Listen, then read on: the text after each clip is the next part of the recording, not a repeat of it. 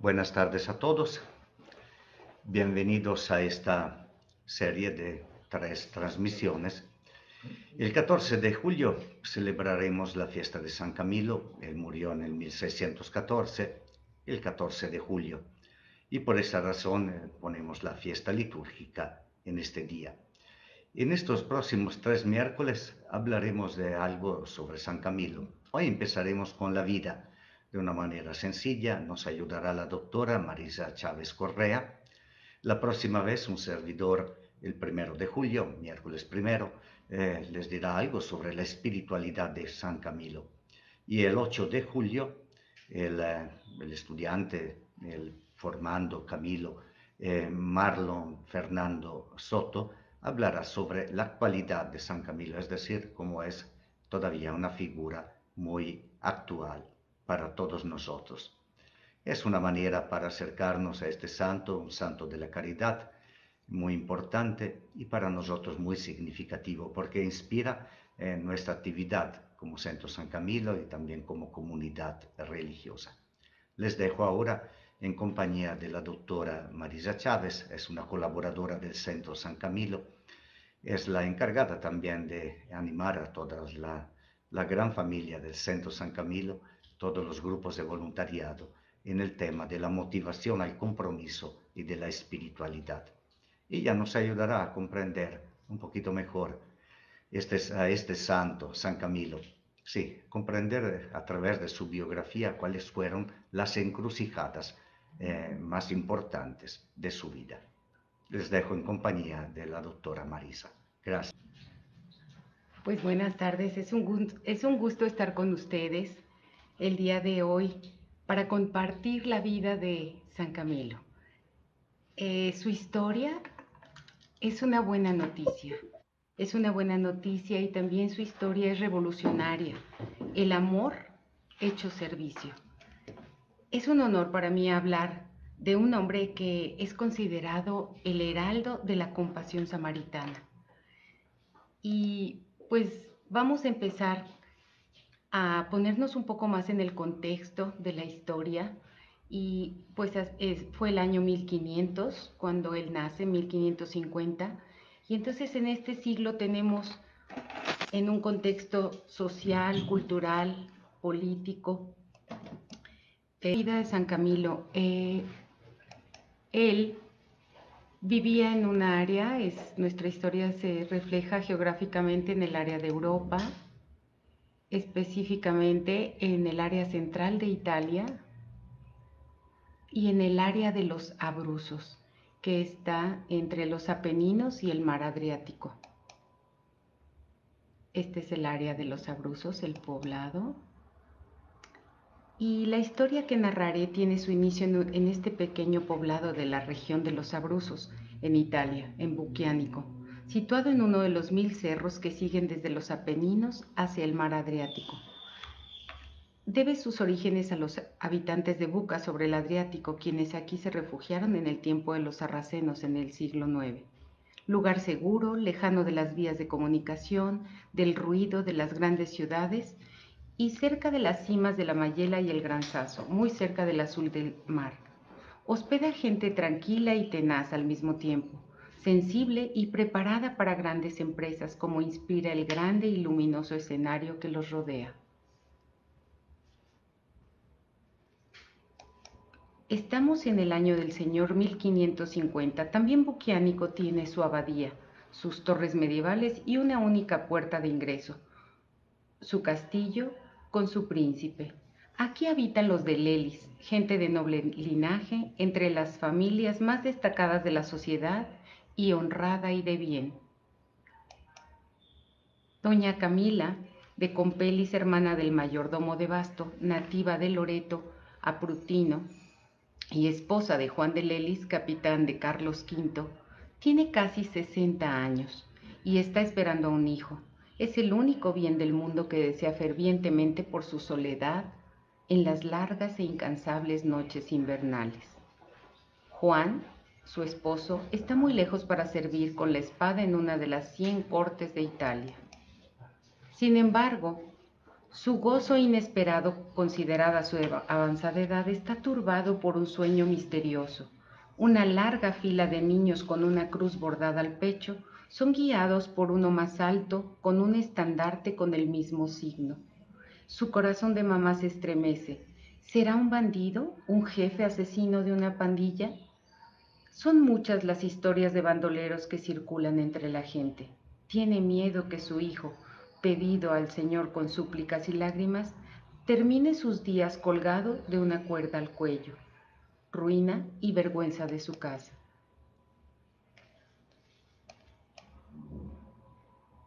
El 25 de mayo de 1550 nace Camilo en un establo como Jesús y San Francisco de Asís.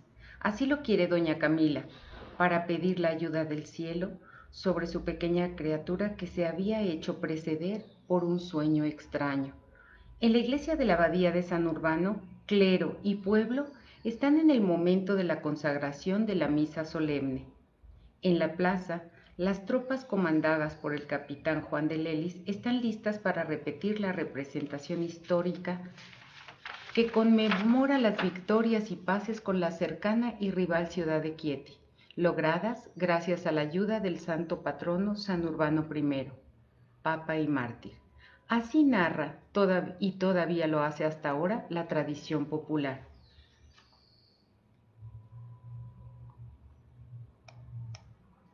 Juan de Lelis está loco de alegría. Se precipita por las callezuelas escalonadas hacia su casa, ríe, llora, quiere mandar inmediatamente a la escuela a aquel bebé chapeteado y más grande de lo normal. Juan de Lelis, uno de los muchísimos capitanes menores de una Italia fragmentada, entre príncipes y dominadores extranjeros al servicio de quien pagaba mejor, había empezado sus empresas militares en la Compañía de Maramaldo en 1527, participando con el duque de Borbón al saqueo de Roma. Ahora, con otros 3 comandantes, defiende las costas adriáticas en el territorio de Pescara de los saqueos de los piratas. Trotamundo e incapaz de una vida tranquila, Juan está siempre lejos de su casa. Por este motivo, el pequeño Camilo crece a la sombra de la ternura maternal. Sin embargo, su carácter necesitaría la presencia paterna. Todo sigue regularmente mientras vive en su casa materna, pero cuando empieza a responder a las invitaciones de su primo Onofrio y otros compañeros, todos desean la disciplina férrea y militar de su papá. Alto de estatura, más de lo normal y vivaz más de lo común, es el líder del grupo de estos muchachos inquietos que nunca faltan en los más alejados y tranquilos poblados, siempre a la búsqueda de nuevas diversiones y víctimas de sus bromas crueles, no perversos en sus intenciones, pero a menudo insoportables y dañinos. Una manía sobre todo predomina en él, el juego de las cartas y de los dados, que será la perdición de su juventud. Su mamá Camila se va confirmando siempre más en el miedo que el sueño la ha atemorizado, y llorando confía a sus mejores amigas su preocupación, y con ellas pasa largas horas rezando el rosario. Tiene poco más de 13 años cuando muere su mamá. Muere con aquella pena en el corazón, la última mirada bañada en lágrimas, implorando a Camilo que se aleje de la amenaza del sueño de la cruz y del sayal, con un cinturón de cuerda. Camilo sufre y aquellas horas tristes y llenas de dolor lo acompañan por mucho tiempo en las noches pobladas de fantasmas y de acusaciones, de autorreproches absurdos de haber acortado los días de su madre. Su papá Juan intenta tomar el lugar de doña Camila, le asigna un preceptor personal, pero la forzosa ausencia y la falta absoluta de ganas de estudiar de su hijo le aconsejaron tomar la decisión de llevárselo y de iniciarlo en las armas. Juan tiene apenas el tiempo para lanzarlo en la profesión de soldado de Ventura. Se enferma y muere en San Elpidio del Mar. Tiene 70 años. Camilo finalmente continúa la tradición de familia, pasa de un dueño a otro, siempre en empresas arriesgadas. Combate también contra los turcos en la toma del fuerte de Berbeni. Todas las fuerzas venecianas con quienes militaba, una vez dueñas del campo de batalla, se dejan llevar por actos de canibalismo sobre los cadáveres. Camilo, horrorizado, en vez de participar en el banquete bestial de los colegas, prefiere padecer hambre y comer hierbas y raíces. Las cartas y los dados se transforman en una pasión difícil de dominar. Es el típico soldado de aventura de los años 500. Grande, musculoso, violento, se juega la vida para después apostar dinero en las tabernas, sobre mesas que huelen a vino o en campamentos sobre los tambores. No es malo, es solo un joven de su tiempo, violento y religioso, sentimental y casi supersticioso. En los momentos de peligro invoca a Dios y le promete grandes cosas. Así, el 28 de octubre de 1574, en una galera española de regreso a Nápoles, de Palermo, tambaleada por la tempestad, repite por segunda vez el voto de vestir el sayal franciscano, si es que se pudiera salvar de la muerte. Una vez desembarcado, sin embargo, olvida peligro y voto y retoma su vagar en la búsqueda desesperada de un golpe de suerte, en el juego de dados y cartas.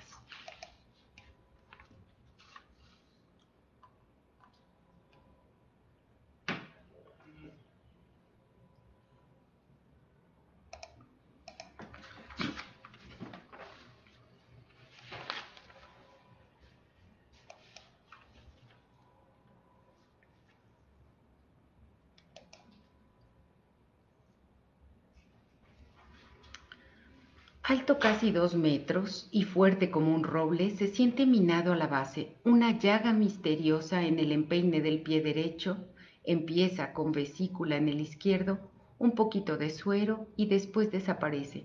Pasa un tiempo y se presenta en el derecho y nunca desaparecerá. Se convertirá en una lesión profunda y purulenta, será la ocasión que determinará su rumbo y su rol en la vida. Intenta remediar. En Roma, en el Hospital de Santo Santiago de los Incurables, hacen milagros, así dice la gente. Y él, el 7 de mayo de 1571, se hace hospitalizar. Tiene 21 años. Pasan pocas semanas y Camilo se sana. Debe solo hacer un poco de convalecencia y acepta colaborar con los gastos trabajando como enfermero. Pobres enfermos, está siempre en el puerto de Roma, a orillas del río Tíber, con los barqueros. En las noches se baja de las ventanas del hospital para alcanzarlos y jugar naipes. Un día le descubren bajo la almohada las cartas y los dados y lo despiden inmediatamente. En el invierno, las compañías se desintegran y no hay posibilidad de alojamiento y los mercenarios vuelven a su casa, si tienen, o mendigan o roban. Camilo se encuentra en la necesidad de pedir limosna. Es el 30 de noviembre de 1574, una fecha que nunca olvidará. Ruborizado por la vergüenza, con el sombrero en la mano, se pone fuera del templo de Santo Domingo en Manfredonia. La gente lo observa con detenimiento. Él es muy alto y robusto. Podría trabajar.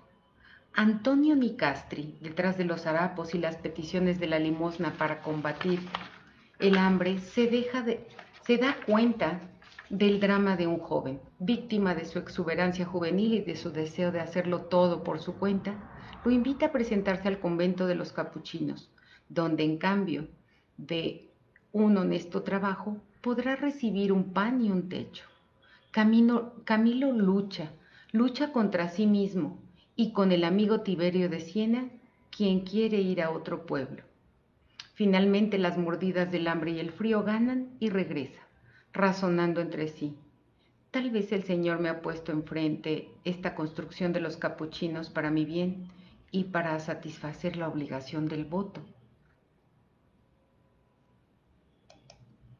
Lo acoge el padre Francisco de Módica, quien le encarga a Camilo 2 burros para el transporte de piedras. cal y agua a los albañiles. Comienza con pocas ganas el nuevo trabajo. Más de una vez siente la tentación de matar los asnos y huir. Todavía guarda las cartas y también hace algún partido cuando se le presenta la ocasión.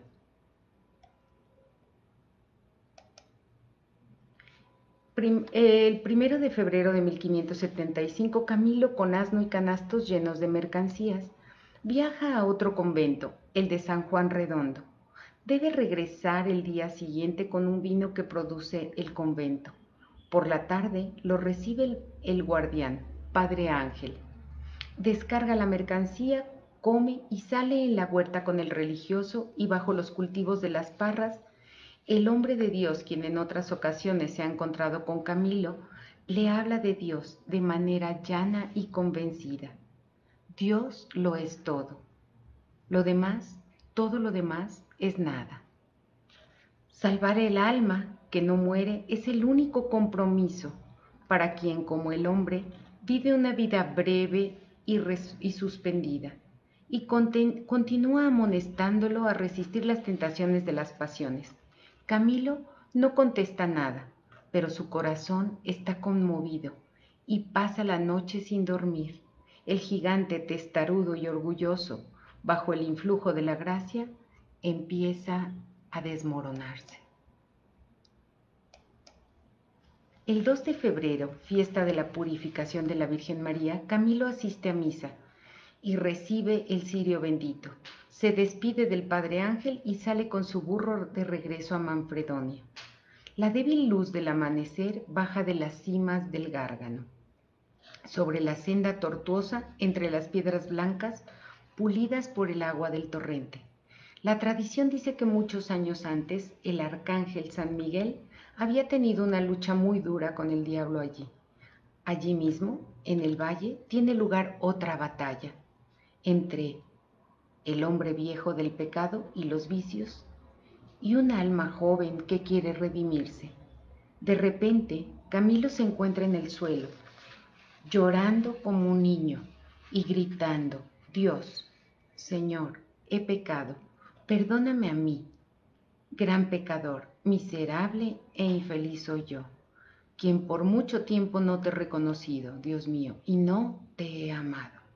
Dame tiempo para hacer penitencia y llorar por mis culpas, hasta lavar con lágrimas todas las manchas de ellos. No más mundo, no más mundo. Tiene 25 años y debe empezar su vida de nuevo.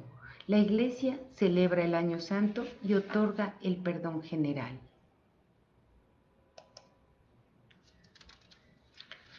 En Manfredonia nadie quiere creer en su conversión, pero esta es la realidad. Comienza a comulgar semanalmente, pero como está permitido a los religiosos, y comienza a reconstruir su vida nueva sobre las huellas de San Francisco de Asís. Viste el hábito y le dan el nombre de Fray Cristóbal. Todos quedan asombrados del cambio y lo apodan Fray Humilde. La paz y el gozo tan intensos no duran mucho. El roce del paño burdo sobre la carne desnuda reabre y empeora la vieja y misteriosa llaga del empeine del pie derecho. Es el fin. Después de un primer intento en el Hospital de Santiago en Roma y el regreso al noviciado de los capuchinos, debe dejar definitivamente el convento. Con la muerte en el corazón, dirigiéndose, es la tercera vez, al Hospital Santo Santiago en Roma. A mediados de octubre de 1579 está de nuevo en Roma, y esta vez para siempre. Entra como peregrino y se confunde entre la confusión de caballeros y príncipes con sus cortesanos. Es la tercera vez que entra al hospital. Regresa con el pasado que le pesa y lo hace sufrir, y con el presente incierto y amargo, casi como si Dios lo quisiera probar, no permitiéndole encontrar la paz y serenidad anheladas por su alma sedienta solo de él. Entra con la esperanza de encontrar a alguien que necesite sus cuidados, tal como había sucedido en la segunda hospitalización. Regresa con San Felipe Neri, quien lo acoge con los brazos abiertos, y con un "ya te lo había dicho Camilo". Camilo lo había elegido como confesor y padre espiritual en la segunda estancia en Roma, y el santo, quien confesaba media Roma, había intentado convencerlo de quedarse donde estaba en el hospital. Camilo, sin embargo, firme como las rocas de los montes entre los cuales había nacido, había desobedecido. Ahora regresa manso y confiado, completamente en la guía espiritual del padre Felipe.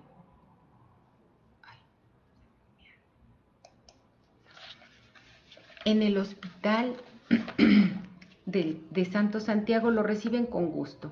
Los tiempos de su despido, porque era una mala cabeza, porque buscaba pleitos y era obstinado en el juego y desinteresado de los enfermos, han quedado atrás.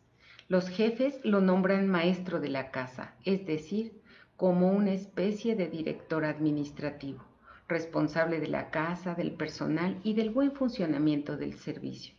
Camilo trabaja con generosidad y entusiasmo. Las cosas mejoran el trato con los enfermos, propiciando y sugiriendo nuevos estilos de asistencia a un personal que purgaba sentencias en el hospital, en vez de ir a remar en las galeras, aunque había también gente buena entre ellos. También el servicio indirecto mejora. Camilo exige abasto de alimentos de calidad para sus enfermos. Una noche cerca de la fiesta de la Asunción de la Virgen, 15 de agosto de 1582, Camilo está de guardia con sus enfermos en el pabellón.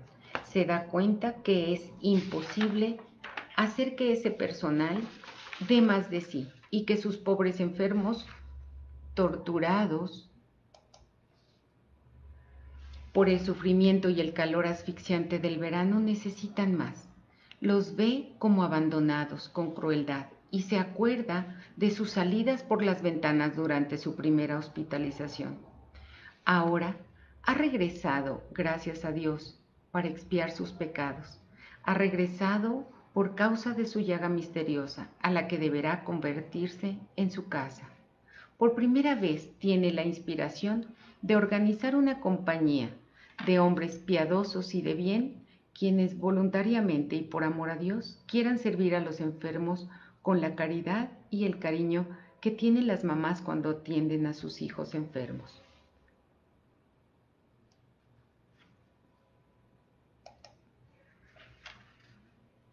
Cuatro seglares, Bernardino, Curcio, Ludovico, Benigno y un sacerdote Francisco Profeta, capellán del hospital, aceptan su programa.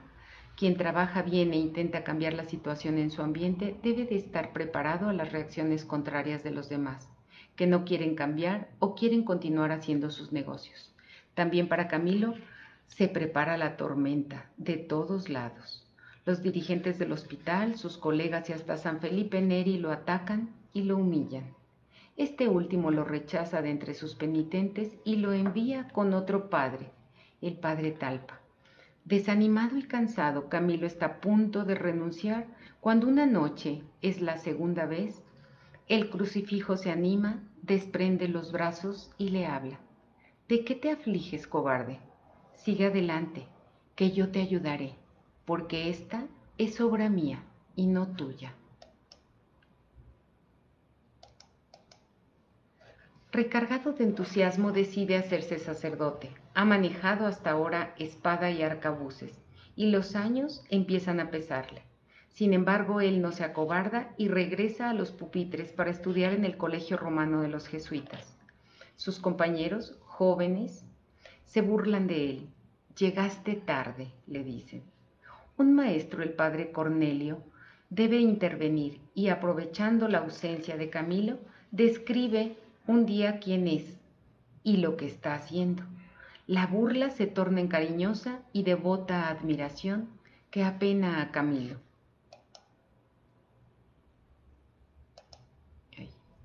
Voy para atrás.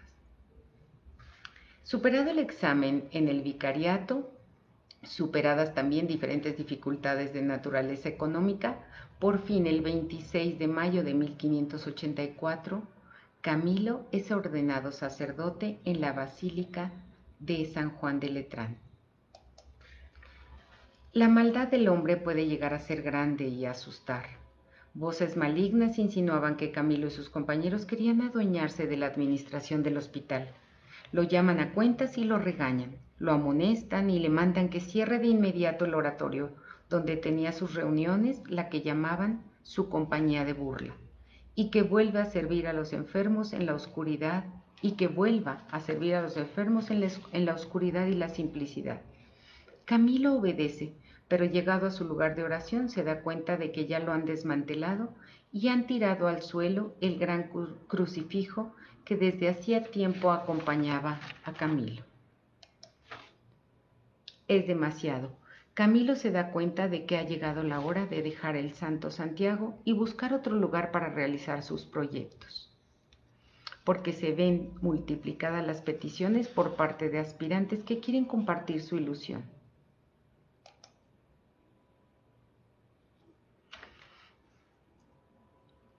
El 1 de septiembre de 1584, Camilo deja el cargo de mayordomo a pesar de que continúa la asistencia diurna a los enfermos.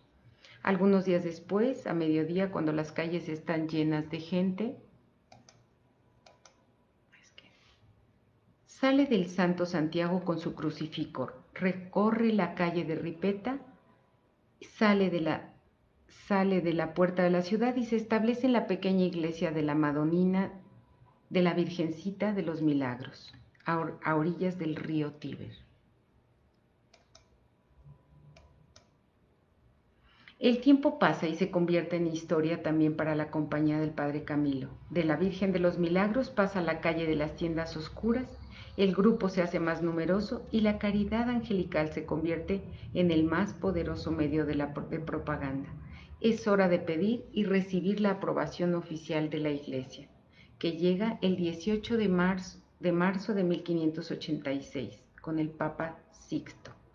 De ahora en adelante se llamarán ministros de los enfermos, es decir, servidores, y para ellos pide y logra, como signo distintivo, una cruz roja de paño cosida en el pecho del hábito. Es la misma cruz misteriosa que doña Camila había soñado antes que Camilo naciera. El 29 de junio de 1586, fiesta de los apóstoles Pedro y Pablo, Camilo presenta oficialmente al mundo su nueva congregación. Él y 8 compañeros suyos, con la cruz roja en el hábito y con capa, van a la tumba del príncipe de los apóstoles para entregar y consagrar el mensaje de amor y caridad simbolizados en aquella cruz. La cruz roja en el pecho no es un distintivo bonito. Camilo presenta oficialmente al mundo, sino una conquista interior que se empieza y se perfecciona al lado del hermano enfermo.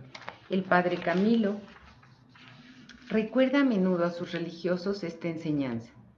Significa que todos nosotros, marcados por este distintivo, estamos como esclavos, vendidos y dedicados al servicio de los pobres enfermos, y que la que hemos abrazado es una congregación de cruz, es decir, de muerte, padecimientos, compromiso. Por eso, los que quieran seguirnos en nuestro modo de vida deben estar dispuestos a vivir y abrazar la cruz, a negarse a sí mismos y a seguir a Jesucristo hasta la muerte.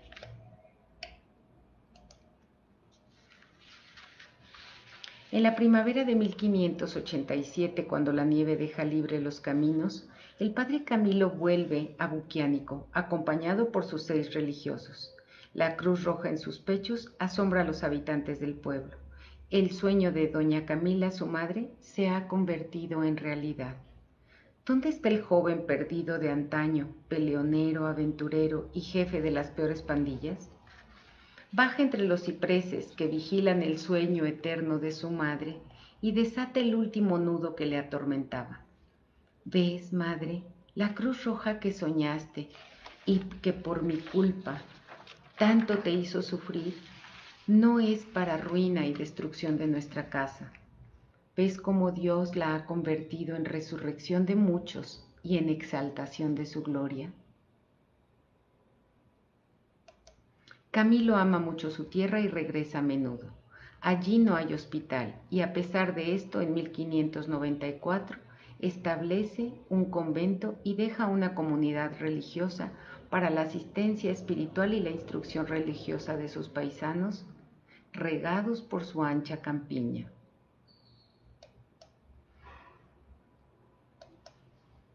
También hace otras fundaciones en Nápoles, Milán, Génova, Florencia, Bolonia, Mantua, Ferrara, Messina, Palermo y Viterbo.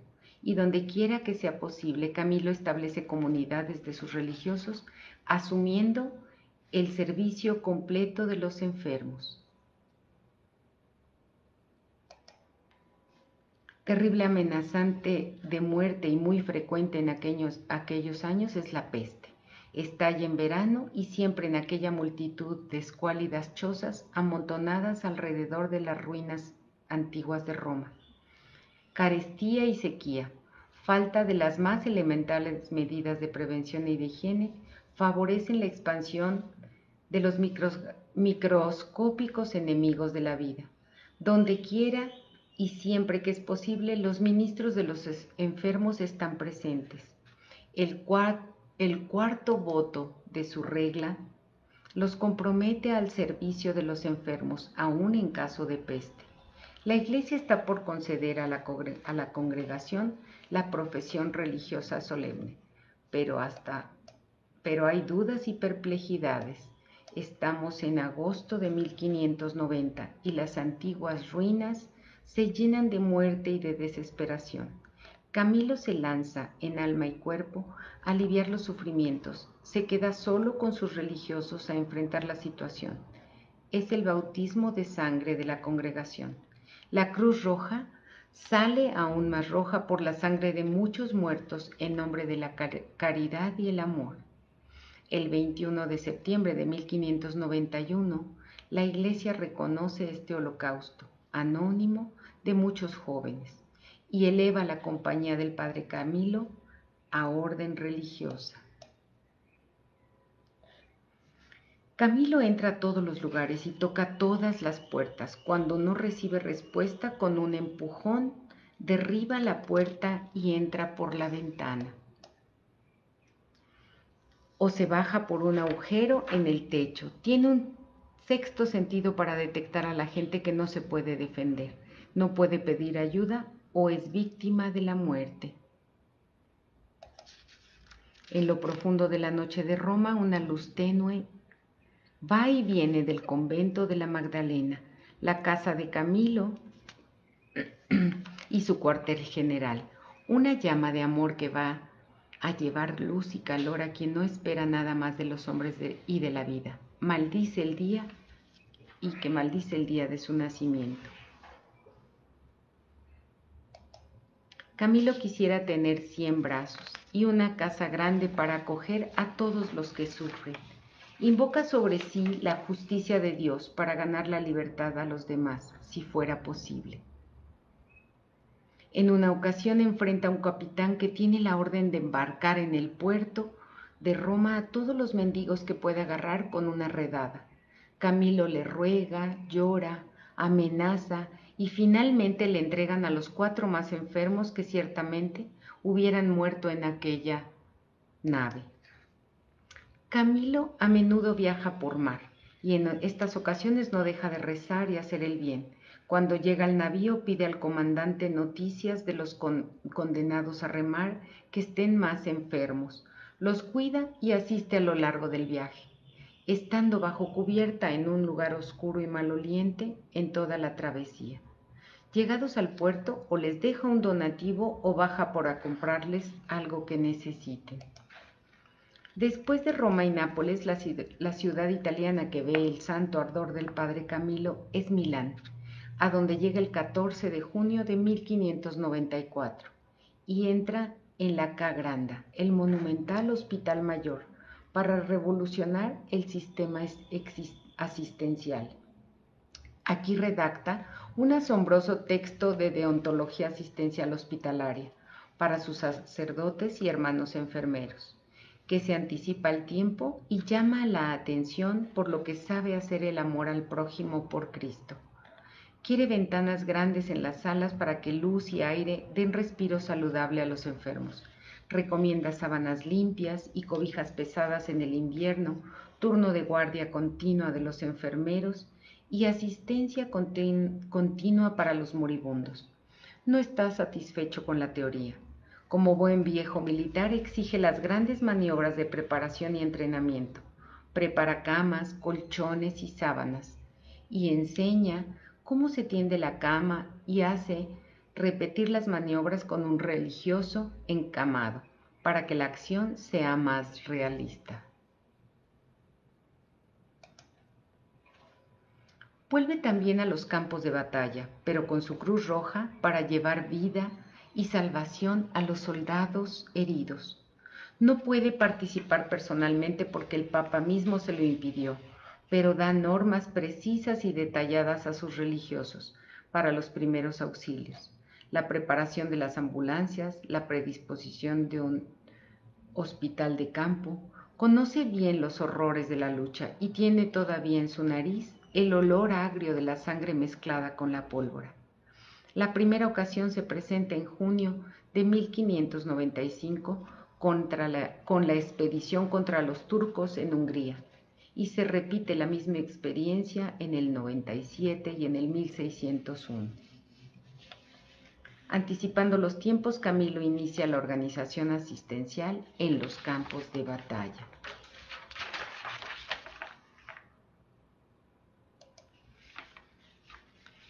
A veces lleva a los enfermos cargando, y en alguna ocasión una mujer barría la calle y le pidió: mujer, espera, y él, para que pudiera pasar y no se levantara el polvo al enfermo. Entonces él espera que se asienta el polvo y pasa después de pedir esto a la mujer.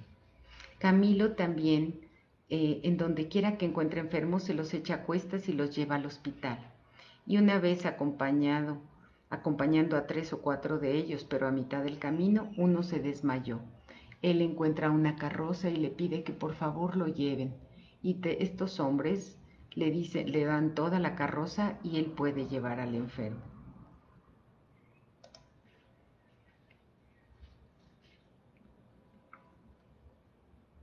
Padres y hermanos míos, miremos en los pobres y enfermos a la persona del mismo Cristo, quien nos dice: lo que han hecho al más pequeño de estos, a mí me lo han hecho.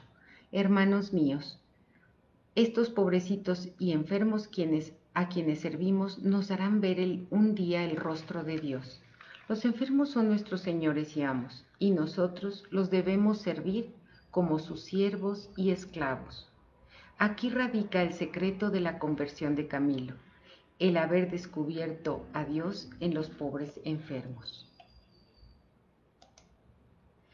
En ocasiones no quiere perder el tiempo y encuentra a un cardenal y le da pena decirle que tiene prisa, pero llega un momento en que le dice: Monseñor ilustrísimo, le ruego por amor a Dios que no me detenga más, porque está pasando el tiempo para darle este remedio a un enfermo. Terminó la conversación hincándose profundamente, besando la mano y despidiéndose a la carrera. Dejemos estos enfermos difíciles al padre Camilo, decían al principio sus colegas del Hospital Santo Santiago. En verdad, a los más chagados y que causaban repugnancia, a los que todos esquivaban y esperaban tan solo la liberación de la hermana muerte, a ellos atiende Camilo, su ángel de salvación. Cuando no hay humanamente nada que hacer, él le dirige su sonrisa calma y luminosa, la misma que había aprendido de su madre anciana y ahora ausente. En las reglas para servir con perfección a los enfermos, Camilo vierte su experiencia y fervor.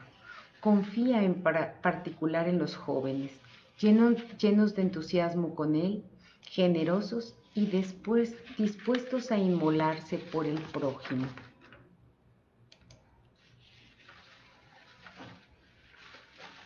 En otras ocasiones, alguno de los jóvenes que querían seguirlo, pues se tapa con su sombra del sol y él levanta su capa y camina con él tapándole por lo alto que está, haciéndole sombra del sol. En la noche de Navidad, en 1598, el río Tíber rompe las vallas e invade Roma, arrastrando personas y cosas. Camilo desde hace algunos días está observando con preocupación el nivel de las aguas que va subiendo. Sin esperar, empieza a trasladar a los enfermos que son 300. Quedan todavía muchos cuando el agua fría entra al hospital. Durante toda la noche continúa el trabajo con el agua hasta la cintura y después con lanchas para salvar a los vecinos que habían subido a los techos de sus chozas. La llaga de su pie derecho se ha extendido a toda la pierna. Le sangra y le provoca un dolor muy fuerte. Camilo se transforma de soldado que da a la muerte en salvador de la vida humana. Él tiene una balanza en su mente. Si mató en guerra, mató por un sueldo. Ahora siente que nunca podrá pagar completamente esta pena. Ahora ve en cada hermano al mismo Cristo.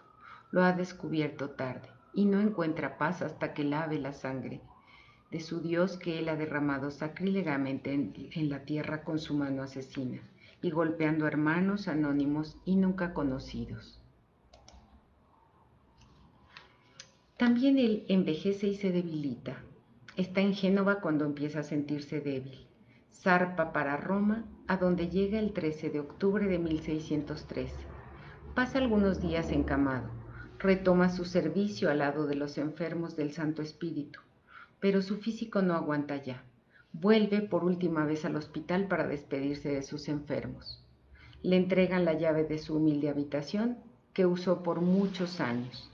Esta llave es prenda de su compromiso por ellos, sus señores y amos.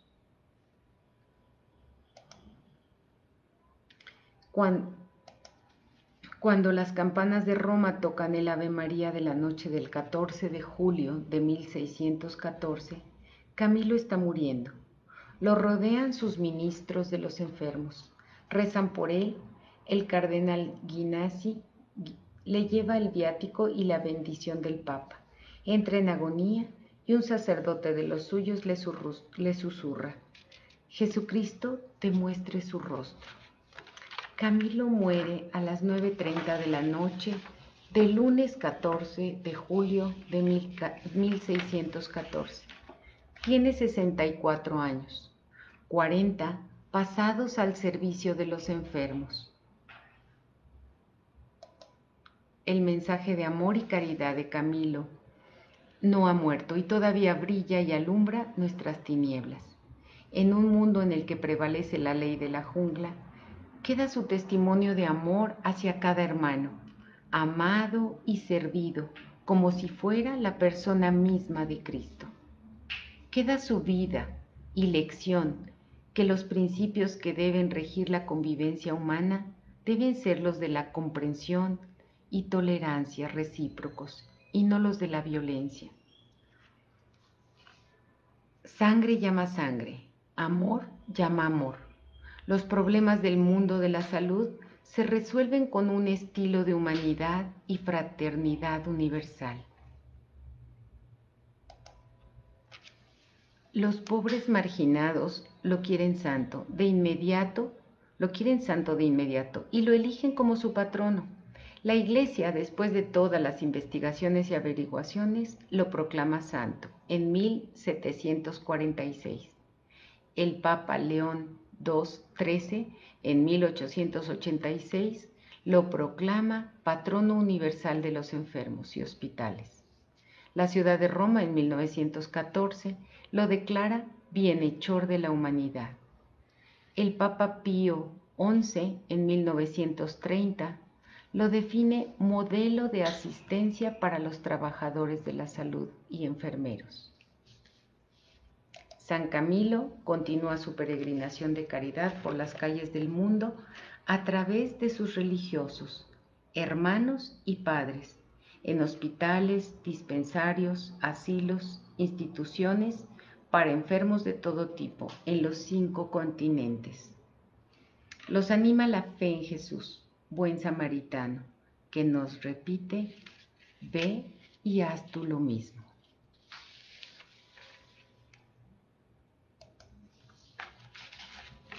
Pues esta narración y este trabajo sobre la vida de San Camilo tiene muchas personas que han trabajado detrás. Las pinturas que ven, las imágenes son pinturas hechas por Nilo, los comentarios, la organización general y esta reelaboración que ha hecho la comunidad de los Camilos de Guadalajara.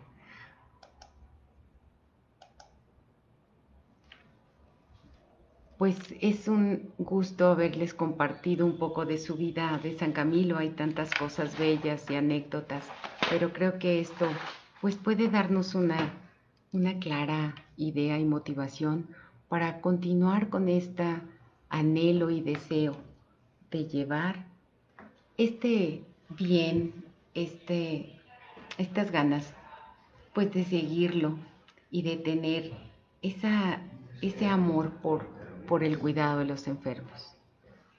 Les agradecemos mucho su atención y quisiera compartir con ustedes esta última oración. Señor Dios de todo consuelo,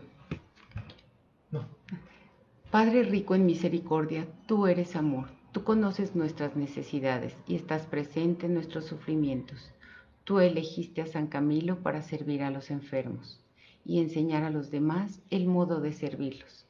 Te pedimos por su intercesión el don de la caridad que ilumina, fortalece y lleva nuestra vida a su plenitud, para amarte en nuestros sufrimientos y servirte con amor en nuestros hermanos enfermos. Amén.